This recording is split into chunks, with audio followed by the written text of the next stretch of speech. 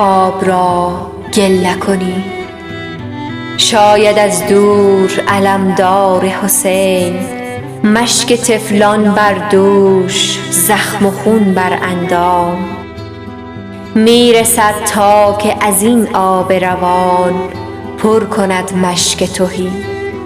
ببرد جرعه آبی برساند به حرم، تا علی اصغر بی شیر رباب نفسش تازه شود و بخوابد آرام.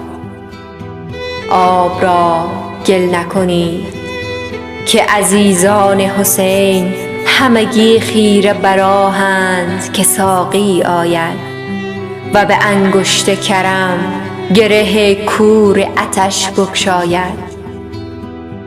آب را گل نکنید که در این نزدیکی عابدی تشنه لب و بیمار است، در تب و گریه اسیر، عمه‌اش این 2-3 شب تا سحر بیدار است. آب را گل نکنید که بود مهریه مادرشان، نه همین آب که هر جای دیگر رودی و نهری جاری است. مهر زهرای بتول است. از این است که من میگویم آب را گل نکنید.